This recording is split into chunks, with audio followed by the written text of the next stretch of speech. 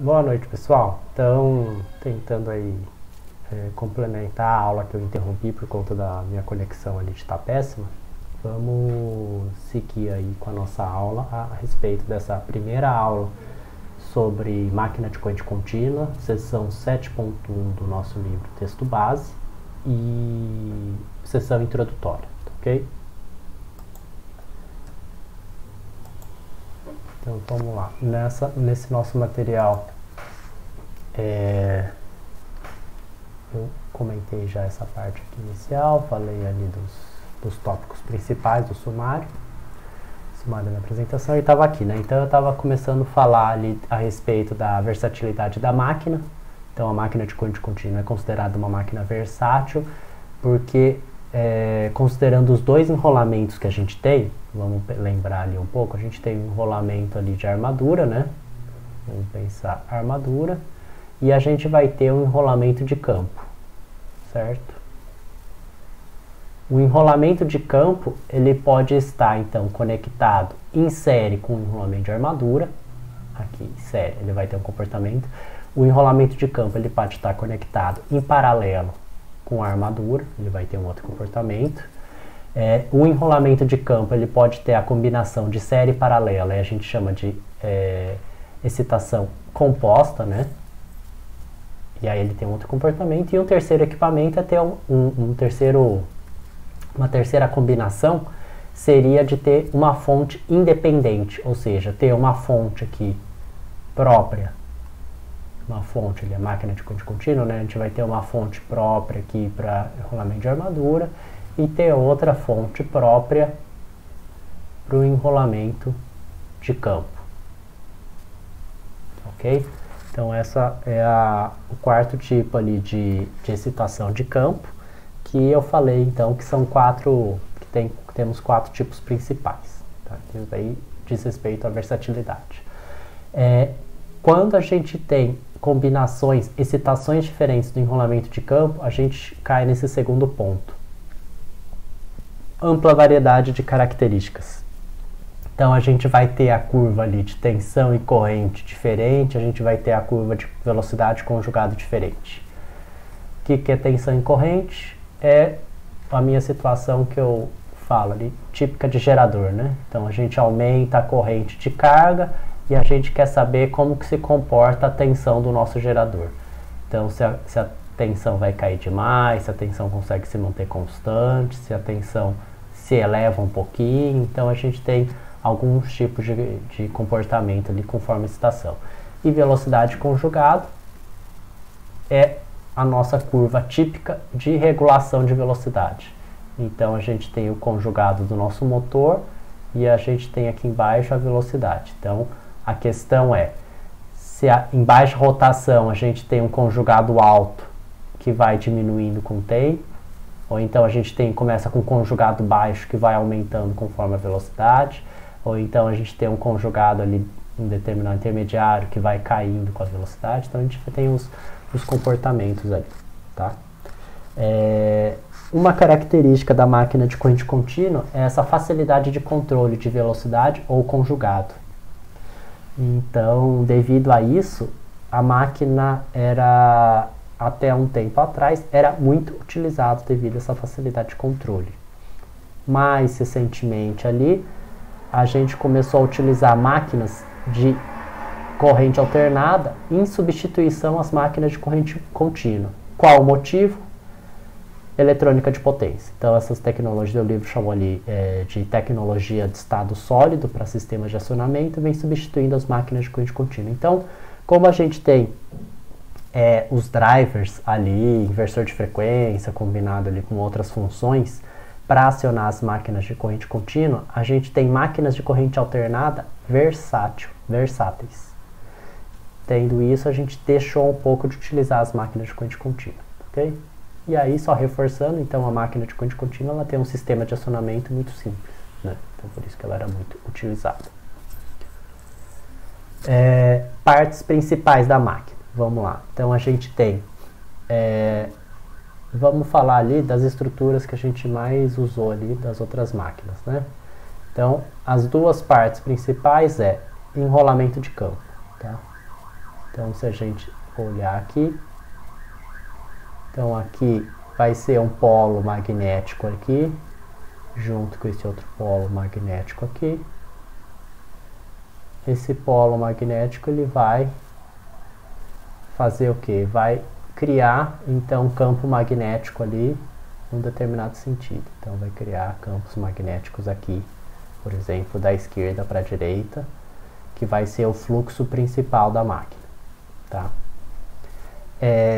Esse desenho aqui achurado seria o enrolamento. Então aqui essa parte aqui pintada, isso daqui seria o enrolamento do campo, né? Enrolamento estator, enrolamento de campo. Então aqui ele fala enrolamento polar, mas é enrolamento de campo, certo? Deixa eu apagar um pouco aqui no meio. A outra parte ali, que é principal, que a gente vê em todas as máquinas, é o nosso enrolamento, então, nossa estrutura do rotor. Então aqui a gente tem a parte de material ferromagnético, né? Material de ferro. Então isso daqui é todo material de ferro.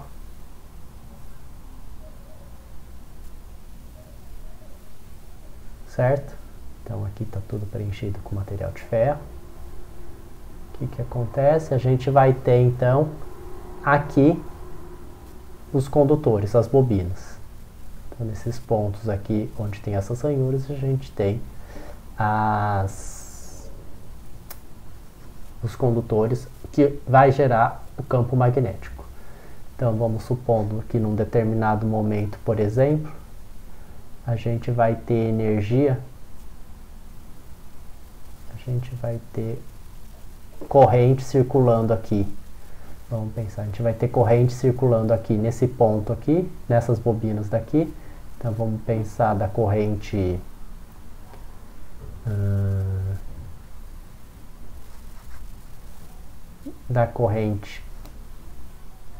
entrando, tá?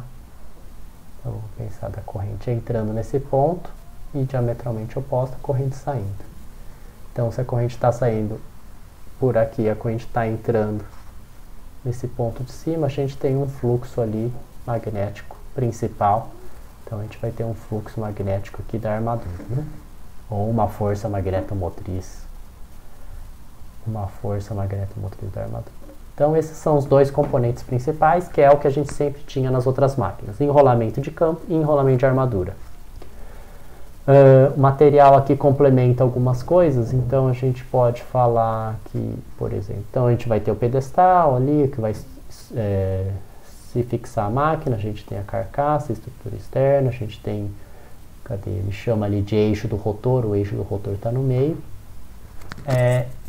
Dois outros elementos interessantes, né?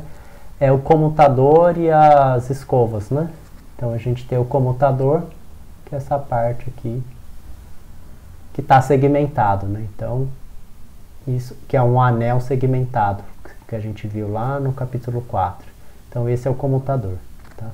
As escovas de carvão é esse que está em preto, esse ponto aqui que está em preto, aqui são as escovas de carvão, okay? Então, essas são as partes ali principais usuais que a gente viu. Talvez complementando um pouco, a gente tem aqui o enrolamento do interpolo. Isso daqui eu vou comentar mais pra frente, que mais é basicamente uma situação que ele ajuda a reduzir alguns fluxos que não são desejados. Então ele complementa ali no funcionamento da máquina, mas daí a gente comenta ali mais pra frente. Tá, ok? Próximo slide. Continuando ali, então aqui já simplificou a figura, a gente ficou com as partes essenciais, né? Que eu chamei então, aqui o campo, estrutura ali do campo, que produz ali o eixo direto, que é enrolamento de campo, fluxo de campo, e aqui o da armadura vai produzir aqui o enrolamento de armadura, são esse ponto aqui, o condutor está saindo, o X está entrando. A gente tem esse daqui, que é o eixo ali, fluxo magnético principal, né, da armadura. Então, seria aqui a força magnetomotriz da armadura. tá? Símbolos. Vocês vão ver então, quando fizer circuito equivalente, fizer desenhos, a gente vai ter então esse desenho aqui com enrolamento de campo e esse desenho aqui para enrolamento de armadura. Tá? São esses símbolos que a gente vai ver nas próximas páginas aí.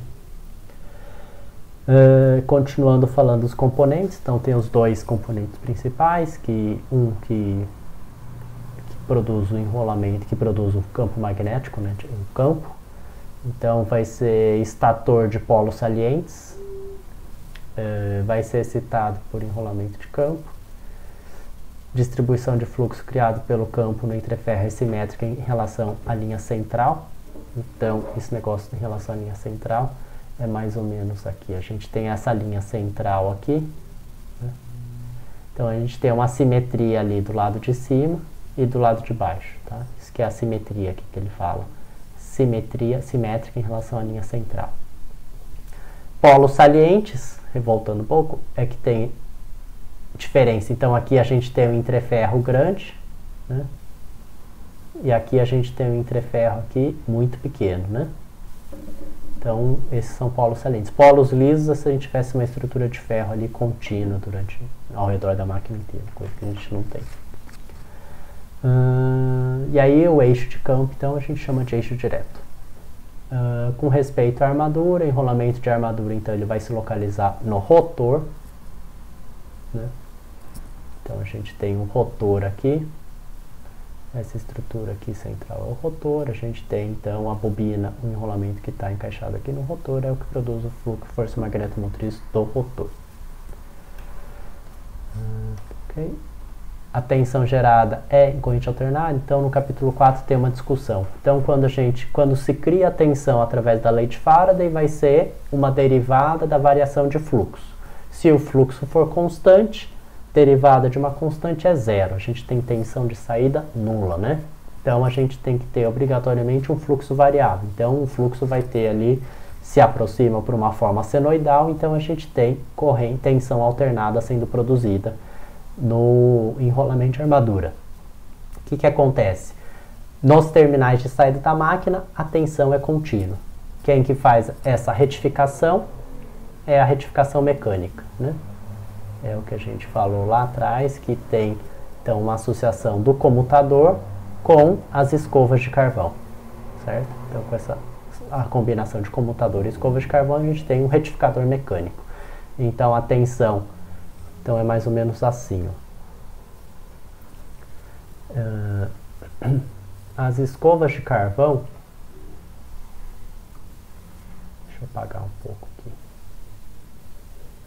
limpar aqui tudo. As escovas de carvão, elas são fixas, né? São estáticas, se vocês lembrarem. As escovas de carvão, então, elas vão estar ligadas ali no terminal, numa determinada polaridade, eu vou chamar de polaridade positiva, e ela está ligada ali numa polaridade negativa, certo? Um conector A e B. A corrente que está circulando aqui nesses condutores aqui, onde tem um xizinho, significa que uma referência da corrente entrando, pontinho saindo. Aqui nos condutores da armadura, a corrente é alternada, é CA. Aí o comutador, esse cara aqui, a escova de carvão junto com o comutador, ele vai fazer a retificação mecânica. E aí na saída aqui, nos terminais da máquina que eu coloquei mais e menos, aqui a gente vai ter já corrente contínua, tá? Mais ou menos isso. Aí aqui ele só fala, então vamos pensar numa situação de corrente contínua, né? Tensão contínua, então vamos desenhar uma senoide aqui, mais ou menos. Então aqui a gente tem o passar do tempo, então a posição do rotor, certo? Porque o rotor está em movimento. Então o que acontece? O comutador é um anel segmentado, certo? Anel segmentado. Então a todo momento a escova de carvão ela está encostando num segmento, para de encostar, conecta em outro, então todo momento tem abertura, digamos, abertura e fechamento. situação que a escova de carvão se conecta em dois segmentos ao mesmo tempo, tem um curto, então a todo momento tem um faiscamento lá. O que a gente faz? Então, estou analisando aqui a questão da escova de carvão, né? Que as escovas são posicionadas de modo que a comutação ocorra na zona neutra. Então a gente tem uma tensão alternada, uma corrente alternada ali no nosso enrolamento de armadura, e a todo momento a gente tem então o comutador e as escovas ali, comutador com anel segmentados e as escovas ali mudando de posição, mudando num determinado segmento, aí ela fecha um curto-circuito com dois segmentos, depois passa para outro segmento. Então é uma situação que tem um faiscamento, que tem um curto-circuito. Então é ideal que o ponto ali de comutação ocorra aqui quando a tensão está bem baixa, né, que ele chama de zona neutra, do que ocorrer aqui nesse ponto aqui de máximo valor de tensão, mínimo valor aqui, máximo de magnitudes, né, que teria um faiscamento maior. Então esse daqui que ele fala, a comutação ocorre numa zona neutra. Então ele se procura fazer a comutação quando a tensão é a menor possível. Tá? E o último ponto desse slide aqui é que nessa posição o eixo da onda de força magnetomotriz de armadura está a 90 graus do eixo direto, isto é, eixo de quadratura. Então se a gente voltar um pouco aqui na figura, a gente percebe que o eixo direto aqui está na horizontal, então, o eixo direto está aqui, certo? Então o eixo direto está aqui, e o eixo da armadura está para cima aqui, certo? O eixo da armadura está aqui. E aí o eixo de armadura vai estar em quadratura, então aqui é a armadura, e aqui embaixo direto é o campo. Aí e aí eu chego aqui no que eu comentei aqui, que então está a 90 graus, um eixo com respeito ao outro eixo.